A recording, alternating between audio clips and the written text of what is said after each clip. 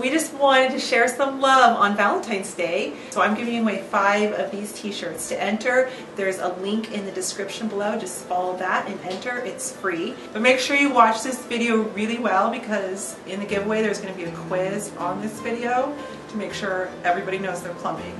Just kidding.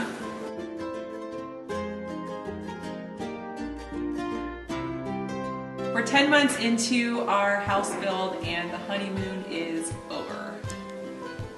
Were you ever on the honeymoon? Well, it was kind of fun, framing walls and watching a timber frame go up and putting steps up and putting windows in. But this week, we are full on to getting utilities done. It's a daunting task in trying to get everything planned out.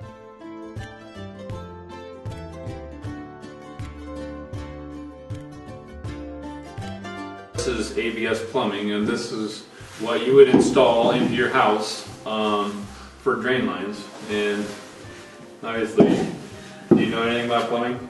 I've actually learned a lot about plumbing this week, more than I ever want to know. The most important thing is planning. When you're building a house, obviously you have to plan from the ground up. That means from the concrete up. There's a septic. This is a line that goes to the kitchen. Over here, we got our roughen our septic here. So we got this one that comes up, which will feed the upstairs. There's another one. We got a clean out, and there's this is a bathroom, so there's a toilet and a shower there. It's got to land on a wall on the inside, so you got to get it right the first time. So there's a lot of thinking going on that you get this stuff right. Obviously this one goes in there and out the edge of the building, and then eventually that'll go to the septic tank. In this house, it's a fairly large house, but one thing we had to consider was, okay, well, we have our main drain line that comes in from the septic. Then you have to go and hide everything in the walls, your main line that comes up through the house, and then everything goes into it. They kind of tee into it. And so it takes a lot of planning to figure out how that all goes in. That's a 4-inch pipe, and that comes in. This is the main one. Yep, that one main comes in. Can branch off into a 3-inch, which is a 3-inch pipe. 3-inch feeds all the toilets. You can't go any smaller for a toilet. It has to be 3-inch or bigger. Then from here, then you have your 2-inch, and those feed bathtubs, showers, and like your kitchen sink, and laundry would be a 2-inch. And those feeders that go from there, they all tie into the main branch, and so they all eventually tie into that 4-inch going outside. So it sounds pretty easy. You just put all the pipes in and you glue them together and you make sure they slope right to the main drain. But the problem is you put a P-trap in there to fill up the P-trap so it blocks any sewage odors from coming into the house. But as your water is coming out of the P-trap, as the drain is flushing, it'll just suck that P-trap dry unless you have vents. So not only do you have to have a drain waste system that goes to the sewer, you also have to vent it within so many feet of the P-trap, and that vent has to go up and out the top. There's a lot to it in venting. It's not that simple. It's very confusing. It is a little bit confusing. It's very hard.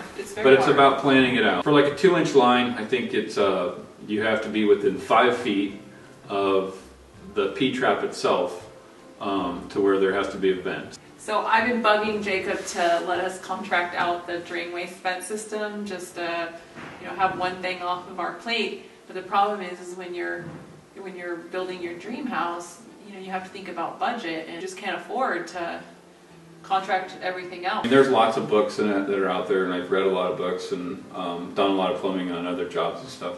So just understanding how the system works, and then you can work from there. So we live in Alaska, where we're fortunate enough where homeowners can do a lot of tasks themselves, and but the problem with that is you're also the one that's going to pay for it if you don't do it right.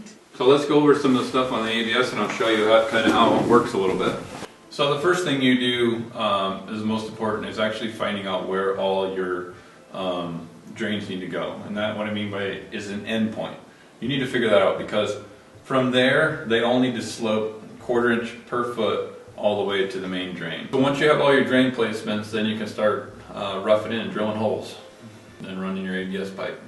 Being that this is our main drain line, it also acts as our main vent stack. So the entire drain system ties into this main stack right here. So now that we know where all the drain lines have to go, then it's just a matter of figuring out where all the drains are coming from. And so basically I'm standing in the master bedroom bathroom right now, and so as you can see, obviously there's some plumbing in the wall here. This is the laundry over here. This is for the washer and dryer setup right here. I'm sitting right here. There is going to be a tub right here, and then over here, center drain here for a shower enclosure. From the shower over to here, then we have a vanity, and there's going to be double sinks here. So water's going to come out of your sink. There'll be a P-trap under the vanity, and then water will flow down through here. Now, these are at a slight slope, 1/4 inch per foot, and then everything's going to drain into this here, and then this will go down, and it turns and goes over to the main stack. All this line does right here, it's a vent. This vent goes upstairs, goes over and ties into the main stack. That vent stack will go out through the roof.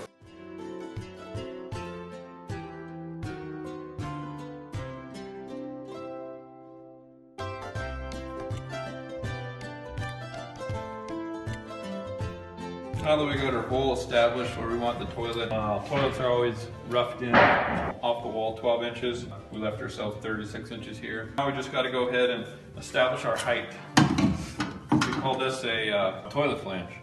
And so you can just put the toilet flange on, but what happens is then you're going to build your floor up. So you have to know your finished height on your floor. We know that this subfloor here, we're going to throw in some dirt rock and some tile on top of it. So we want to lift this up another inch. That way it'll be flush, if not slightly below the surface. You don't want this toilet flange, you do not want it above the finished floor.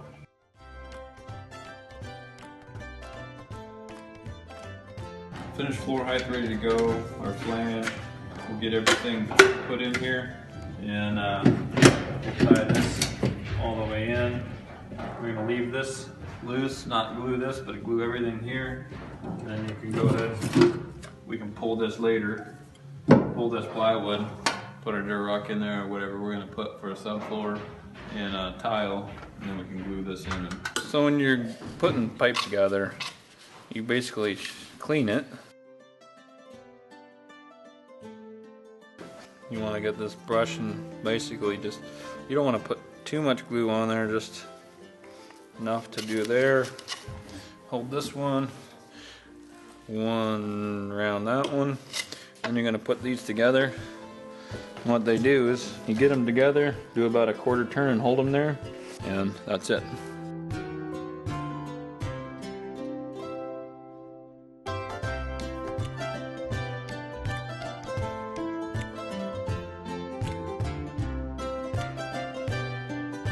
Okay, this looks really good. Everything's good to go. So toilet, and then the vanity, and then we're gonna go down to the main drain.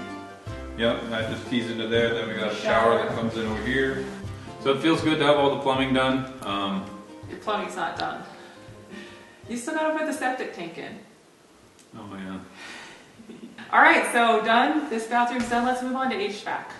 Okay, let's go do that. We're super glad to be done with plumbing. Next week we're on to HVAC, and I'm really hoping that we can get the main floor fireplace installed and maybe put a fire in it. So really exciting stuff, and it's coming together, and we really appreciate you watching and following along. We'll see you next week. Yeah, see ya.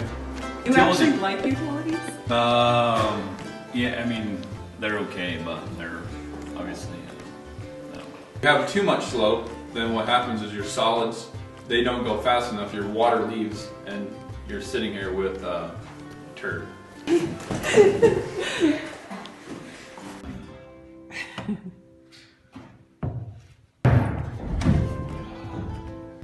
Like, working on a small spot.